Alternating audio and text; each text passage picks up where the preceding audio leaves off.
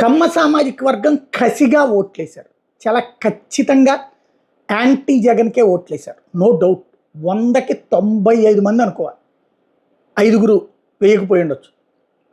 కాపు సామాజిక వర్గం టోటల్‌గా ఆంధ్రప్రదేశ్‌లో వాళ్ళు చెప్పే 20, 21 పక్కన పెడితే ఒక ఫినామినా 14% అని. ఈ 14%లో 9-10% కూటమికే ఓట్లేశారు. అది తెలుగుదేశం అయినా సరే, జనసేన అయినా, భారతీయ జనతా పార్టీ అయినా. వాళ్ళు ఒక రకంగా కూటమి అనే కాన్సెప్ట్ కంటే జగన్‌కి వ్యతిరేకం అన్నటువంటి పవన్ కళ్యాణ్ పిలుపుకి స్పందించారు అన్నటువంటి ప్రచారం ఉంది. అదే జరిగితే అప్పుడు ఏం జరుగుతుంది?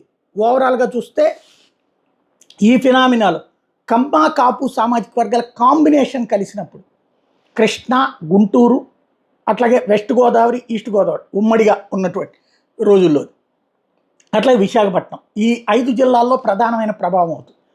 అక్కడ దాదాపుగా 40-50 స్థానాలు ఈజీగా కొట్టిపారేయడం అవుతుంది.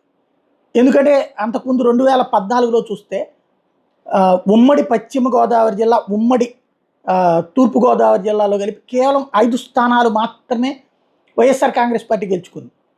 అది తూర్పుగోదావరిలో. పశ్చిమ గోదావరి 0 అయింది.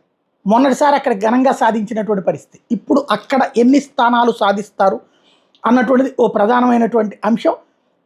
ఆ ప్రాంతంలో ఉన్నటువంటి 34 దాదాపుగా ఉన్నటువంటి సీట్లలో ఎంతవరకు తెచ్చుకుంటారు అన్నటువంటిది ఇక్కడ కీలకమైనటువంటి. 2019లో మాత్రం ఏకంగా 27 స్థానాలు గెలుచుకుంది.